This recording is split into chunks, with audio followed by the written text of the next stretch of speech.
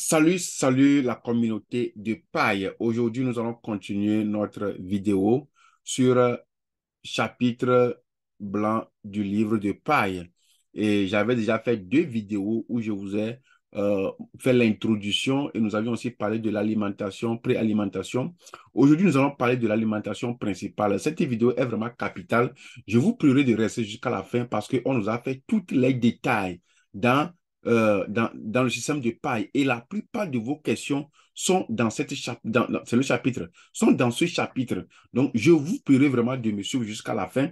Et si vous arrivez à la fin, d'envoyer cette vidéo dans vos groupes, parce que ça va beaucoup vous aider et ça va vous épargner aussi de répondre à des questions individuelles, parce que je sais qu'il y a beaucoup de leaders qui me suivent.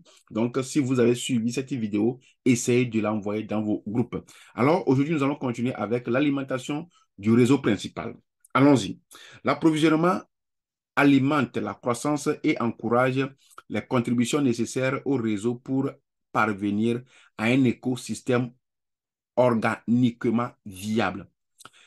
À cette fin, les récompenses minières se poursuivront après Menet, mais prendront diverses formes pour inciter différents types de contributions qui seront appliquées dans la section exploitation minière ci-dessous.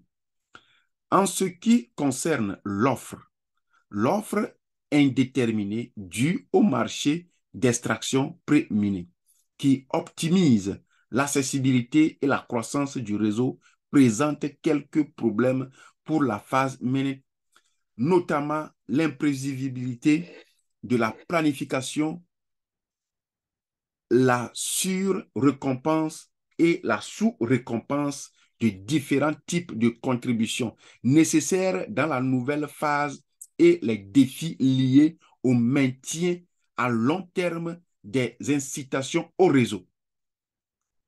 Pour résoudre ces problèmes, le réseau passera de son modèle d'approvisionnement pré-managed qui dépend entièrement du comportement du réseau au modèle d'approvisionnement managed où il existe une offre maximale claire.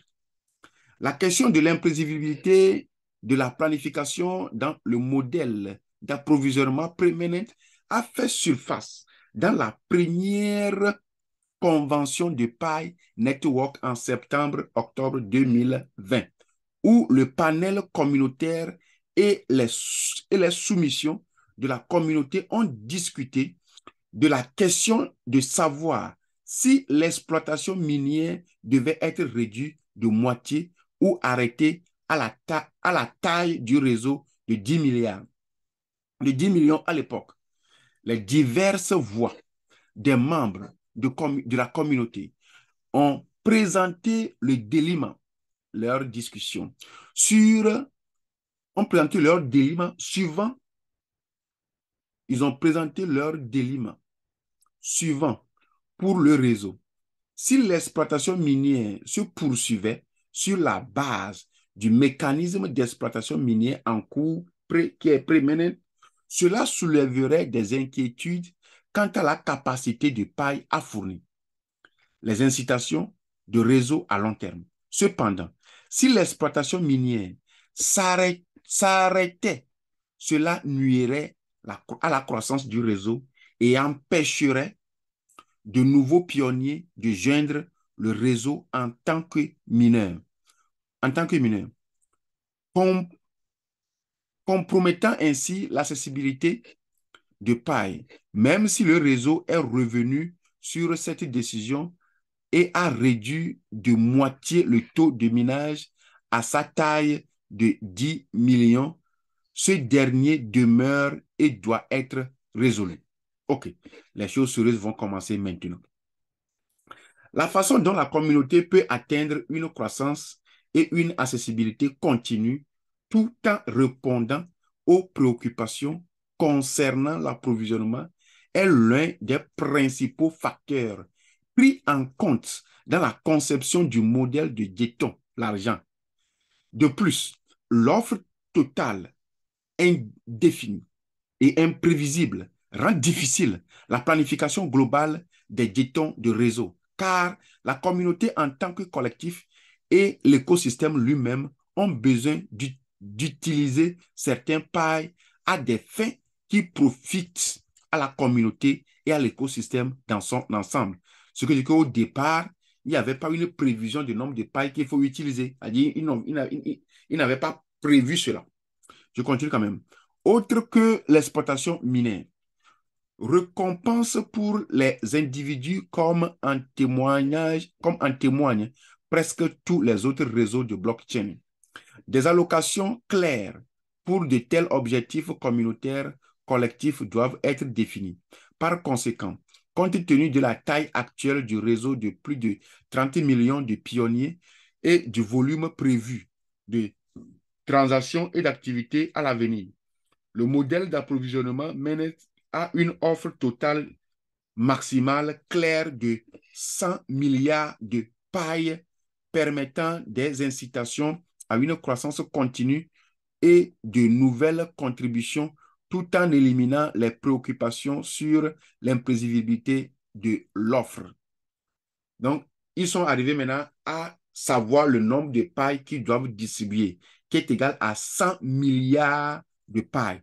Donc, je ne sais pas si quelqu'un peut retrouver la quantité de pailles que tout le monde qu'on a actuellement, on saura combien reste pour qu'on puisse finir. On continue. La distribution de l'approvisionnement respectera le principe de distribution d'origine dans le livre blanc du 14 mars 2019. Donc, si quelqu'un veut retrouver cette information, tu es obligé de chercher le livre blanc du 14 mars 2019. Je veux dire qu'ils ont tout confectionné et chaque fois, ils updatent, c'est-à-dire ils font les mises à jour. Mais nous allons voir comment est-ce que ces 100 pailles-là, ces 100 milliards de pailles sont redistribuées entre nous. Écoutez bien. La communauté paille à 80% et l'équipe paille Core à 20% de l'offre totale en circulation de paille. Quelle que soit la qualité d'approvisionnement en circulation dans le réseau de paille à un moment donné. Ainsi, étant donné une offre totale maximale de 100 milliards de paille, la communauté recevra éventuellement 80 milliards de paille et l'équipe principale recevra éventuellement 20 milliards de paille. Le graphique à secteur suivant illustre la distribution globale. Il y avait un graphique comme j'ai copié. C'était un dessin, donc je n'ai pas pu déplacer cela. Si j'ai le temps, à la fin, je peux vous montrer ce graphique-là en bas de la vidéo. Si j'ai le temps, hein.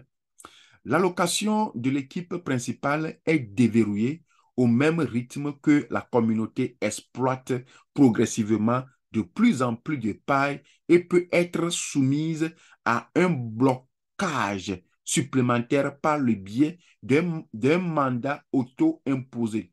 Cela signifie que si la communauté a une partie de son allocation en circulation, par exemple 20%, seul le montant proportionnel de l'allocation de l'équipe principale dans cet exemple de 20% peut être débloqué au maximum. Donc, qu'est-ce qu'on voulait nous dire ici? Si vous avez déjà passé l'étape si vous avez déjà fait votre KYC, c'est certainement que vous avez fait le verrouillage. Donc, on nous dit que, par exemple, si tu as verrouillé 50% ou bien 75% de ton paille, il faut savoir que tu vas seulement utiliser 25%. Et ils disent que même si c'est dans l'ensemble, que tous ceux qui ont verrouillé et que c'est 25% qui restent, donc c'est seulement les 25% que vous pouvez utiliser en attendant, jusqu'à ce que la période où vous avez choisi de verrouiller votre paille sera atteinte et maintenant votre paille sera libérée pour que vous puissiez l'utiliser. Donc, le paille bloqué. Donc, la question, ça répond à une question. C'est pourquoi je dis que nous avions des réponses ici. Il y a une question qui m'avait été posée de savoir quand est-ce que, quand tu as verrouillé ton paille, tu peux encore le débloquer. Non, c'est pourquoi il faut faire des calculs. Si c'est que toi, tu veux rapidement vendre ton paille, il ne faut pas bloquer tout. Si tu bloques, il faut attendre la période. Donc, c'est ce qui est ici. C'est pourquoi c'est ce qui reste que tu peux utiliser. Ou soit si tu bloques, parce que le nombre que tu bloques, quand on veut bloquer, même il y a un certain pourcentage en haut de la tige. Donc, si tu as choisi de bloquer 100% et tu as choisi une période, donc il faut savoir que tout ce que tu mines directement seront bloqués jusqu'à le temps que tu as choisi. On continue. Cette partie m'est tellement importante, mes chers amis. on a encore répondu à des questions ici. Cette distribution ci-dessus, ce que nous venons de lire en haut, montre que Pi Network n'a aucune allocation pour ICO, je ne sais pas de ce qu'il s'agit, et n'exécute aucun type de vente financement. Et n'exécute aucun type de vente de financement participatif de paille.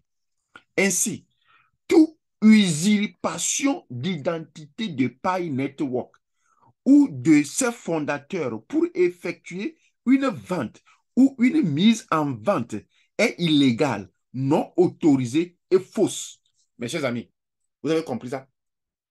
Je vous avais dit qu'avant que je ne commence à faire des vidéos, c'est qu'au début du mois, vers la fin du mois de août et début du mois de septembre, quelqu'un m'avait envoyé un lien me disant, mon frère, tu es aux États-Unis, il y a une application qui est en cours.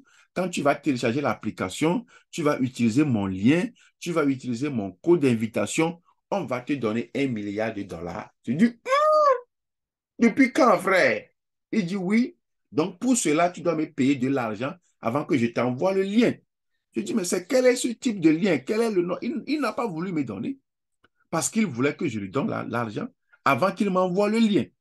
Chers amis, les gens ont voulu vendre ce lien. C'est ça qui m'a poussé à venir sur le toit, commencer par créer à cause de ce paille. Donc, on nous dit que jusqu'alors, ceux qui veulent, où est-ce que je peux vendre mon paille? Quand est-ce qu'on peut vendre paille? On nous dit que paille n'est pas vendable pour le moment. Donc, on dit que si quelqu'un le fait, c'est illégal. C'est illégal. On dit que c'est illégal. C'est pas approprié. Si tu fais ça là, c'est illégal. C'est illégal. Non autorisé, mes chers amis. Non autorisé et fausse. C'est illégal. Non autorisé et fausse. C'est illégal. Non autorisé et fausse. Vente, achat de paille, non. Ces imitateurs n'ont aucune affiliation avec PayCorp. On nous dit que ceux qui vendent paille ou bien qui veulent maintenant payer paille, qui n'ont aucune relation avec leur équipe. Les pionniers doivent se méfier, mes chers amis. Les pionniers doivent se méfier des anarques et ne pas participer. Donc, si quelqu'un dit qu'il ne vend pas, il faut savoir que c'est un anarque. C'est ce que moi je viens de lire, c'est ce que ça me dit. Paille peut être extrait librement en contribuant à l'écosystème Donc, si vous voulez vraiment avoir beaucoup de paille, chaque jour, activez votre portable, activez votre système. De plus, tous les pailles extraits ne peuvent être réclamés que depuis l'intérieur de l'application. Paille via le tableau de bord Menes, puis transféré dans votre portefeuille. OK? Donc, mes chers amis, pour le moment, paille n'est pas vendable, paille n'est pas achetable. Si tu veux avoir plusieurs pailles, il faut seulement activer ton compte, il faut inviter les gens, il faut parrainer les gens. C'est ce que tu peux faire maintenant pour avoir les pailles. Sinon, tu ne peux pas payer paille pour le moment. Tout site web, écoutez bien, tout site web demandant aux pionniers de réclamer paille par d'autres moyens est faux. C'est clair. Merci beaucoup. Maintenant, on va nous montrer comment est-ce que les 100 milliards de pailles sont distribués. Les 80% de l'approvisionnement communautaire sont ensuite divisés en 65, OK, alloués à toutes les récompenses minières pionniers passées et futures à l'adresse ceci. Donc, tous ceux qui ont des pailles, donc, il y a 85% qui sont à nous, qui sont ici. Maintenant, dans ça, là, on prend 10% réservés pour soutenir l'organisation communautaire et la construction d'un écosystème qui sera éventuellement géré par une fondation paille. Une future organisation à but non lucratif à l'adresse ceci. Ils ont aussi une organisation à but non lucratif.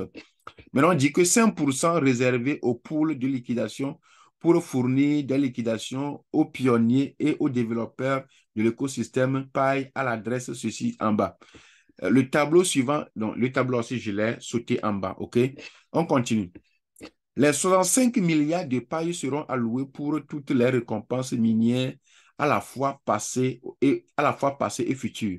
Pour les récompenses minières passées, la somme approximative de tous les paille extrait par tous les pionniers jusqu'à présent, avant Menend, est d'environ 30 milliards de pailles. Donc, ça reste encore beaucoup.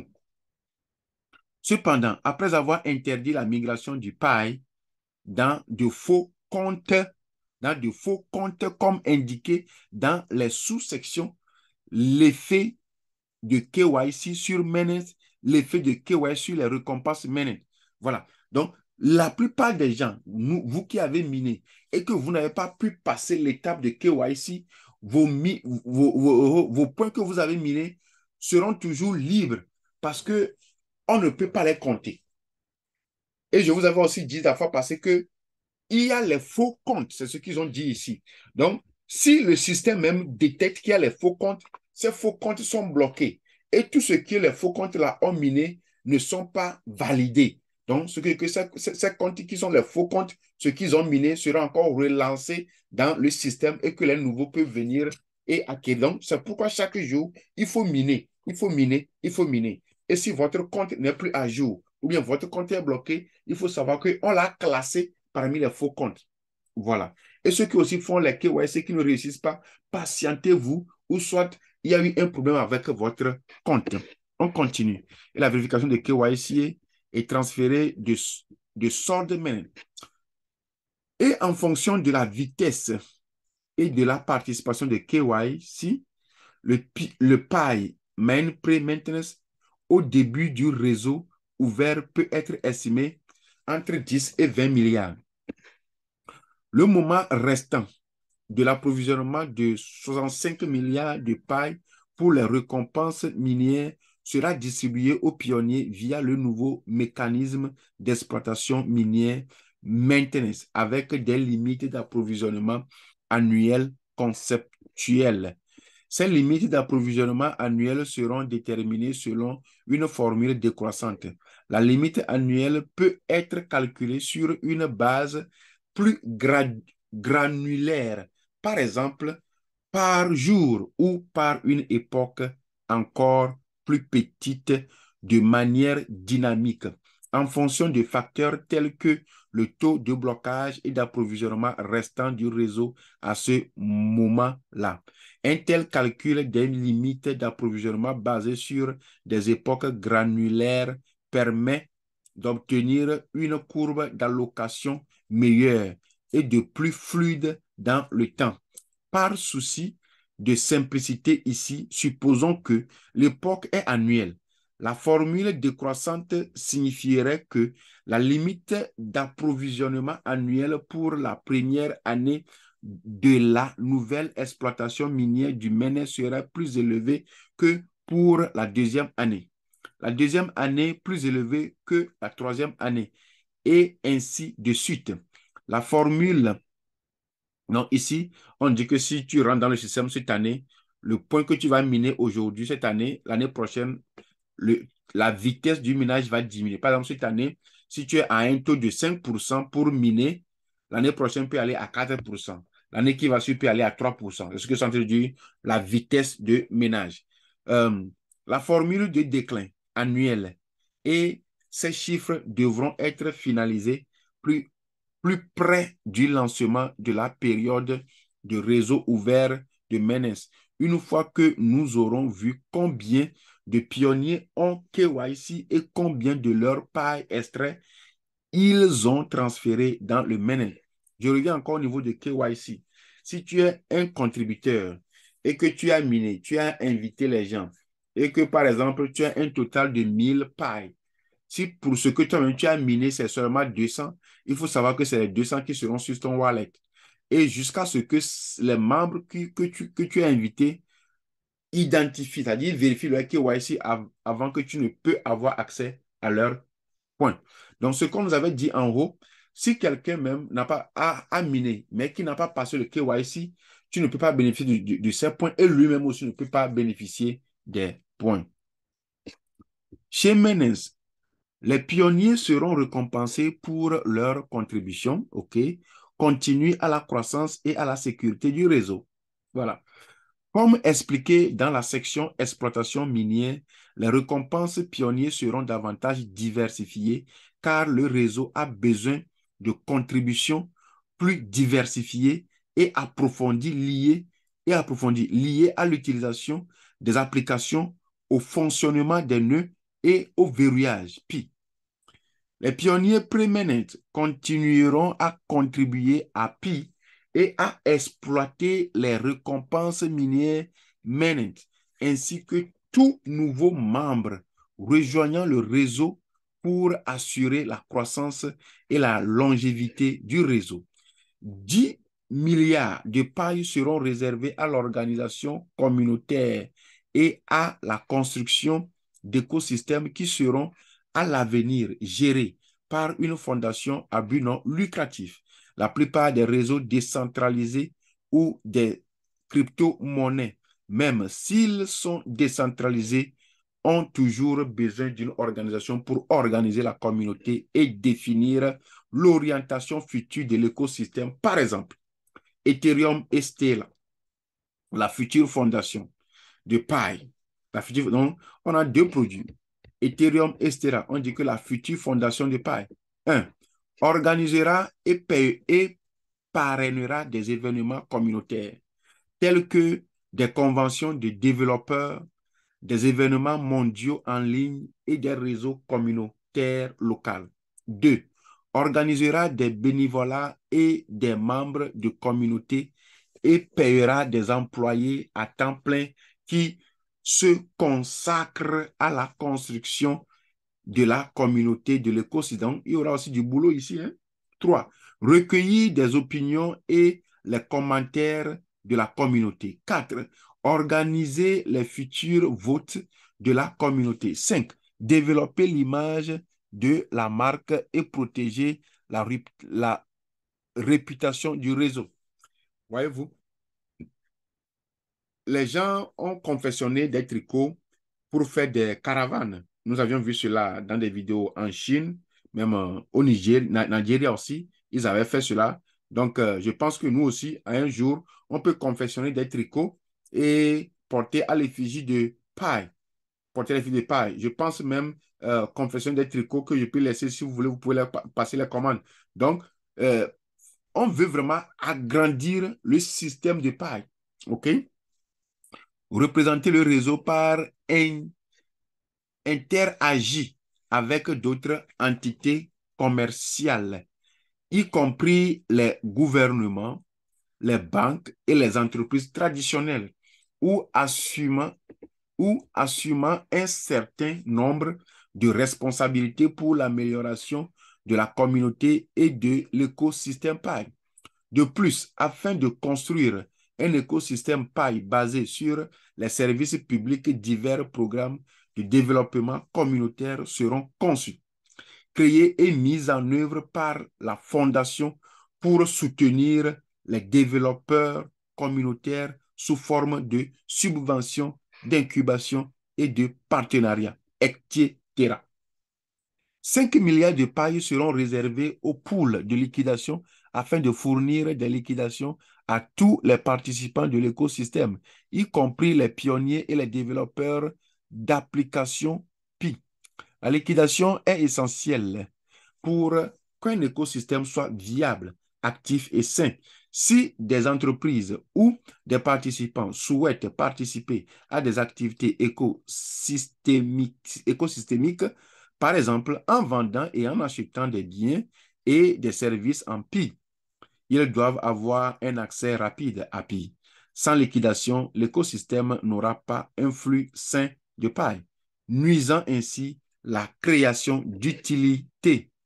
Comme indiqué dans le chapitre feuille de route, l'un des avantages de la période de réseau fermé du réseau principal est de permettre des étalonnages sur le modèle de Jetton, le cas échéant sur la base des premiers résultats du réseau principal. Par conséquent, le modèle de Jetton est sujet à des ajustements avant le début de la période du réseau ouvert.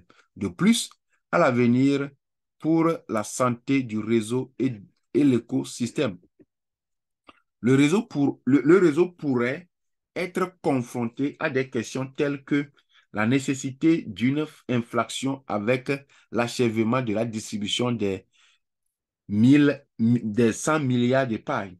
L'inflation peut être nécessaire pour inciter davantage les contributeurs par le biais de plus de récompenses minières compensées.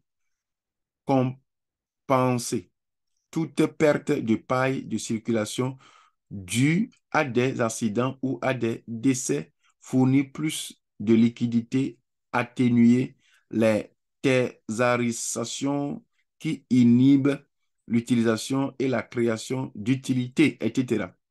Vous voyez, on nous dit ici qu'il y aura une infraction lorsqu'on va lancer le prix de paille, hein. J'avais dit ça dans une vidéo, que les pailles que nous minons, le prix que les gens donnent, ce sont des faux montants. Donc, le jour du lancement de paille sur le stock market, il y aura vraiment une infraction. Le début, quand on va lancer en même temps, il y aura ceux qui vont vendre au début vont vendre cher. Et maintenant, juste après cela, beaucoup de personnes vont vouloir vendre et puis ça va tomber. Vous connaissez le système de l'offre et demande. Donc, c'est ce qui va arriver. Lorsqu'on va lancer directement paille, vous allez voir qu'il y a beaucoup de gens qui vont vouloir acheter paille. Et quand ils vont vouloir injecter leur fonds, les toutes premières personnes qui vont vendre cher. Maintenant, après cela, quelques temps après, lorsque la demande serait forte, le prix va diminuer. C'est ça l'inflation dont il parle. Et ça va récompenser maintenant les pertes aussi qui étaient de l'autre côté. À ce moment-là, la fondation et cette communauté spécialisée dans ces questions organiseront et guideront la communauté pour parvenir à une conclusion sur la question de monnaie de manière décentralisée. Voilà. Donc, nous sommes à la fin de alimentation principale de Pi Network. Et vous avez vu que nous avions répondu à beaucoup de questions dans ce chapitre. C'est pourquoi je vous dis que nous allons tous lire ce chapitre. Dans ce chapitre, nous venons de connaître le nombre de pailles qui a été mis à part pour que nous puissions miner. On a 100 milliards de pailles et il y a 80 qui sont répartis pour tous les participants. Et maintenant, 20%, 20 milliards pour les fondateurs. Et dans ça, on a encore défalqué. Et nous avions aussi vu que paille jusqu'alors n'a pas un site où vous pouvez aller pour acheter ou vendre paille. Paille nous dit que pour le moment, il n'y a pas de vente ou d'achat de paille, que quiconque le fait de façon illégale, non autorisée et fausse. Et nous avions aussi su ici que Paille, de façon volontaire, a bloqué certains comptes qu'ils appellent les faux comptes. Voyez-vous? Et nous avions aussi vu qu'il y a les différentes structures, il y a les différents groupes qui sont conçus dans le système. Pour l'avenir, nous avions listé les points 1, 2 jusqu'à 7. Et on nous fait savoir aussi qu'avec le temps, on aura les agences de vente de paille. Et on veut que tout le monde puisse publier paille pour le monde entier. Alors, si c'est votre première fois que vous venez de suivre cette vidéo, je vous demanderai encore de vous abonner à la page, lever le pouce, que ce soit gros ou petit, levez ça quelque part en bas de la vidéo, aimez cette vidéo et commentez. Je ne sais pas si vous voulez que nous commandons des t-shirts pour vous, pour que vous pouvez passer la commande et puis on peut le laisser sur la page. Si vous le souhaitez, vous pouvez le mentionner en haut, en t-shirt, et on verra comment on peut faire pour que nous aussi nous allons confectionner des tricots de paille afin que quiconque le veut peut avoir accès à ça en bas de la vidéo. Ça, je ne peux pas le faire sans toi. Si tu en as besoin, c'est là on le fera. Si tu n'en as pas besoin, on ne le fera pas. Voilà. Si c'est moi seul, je vais m'en en charger ici. Donc, on se voit dans la vidéo prochaine. Restez connectés pour plus de vidéos. Merci et à la prochaine. Ciao, ciao.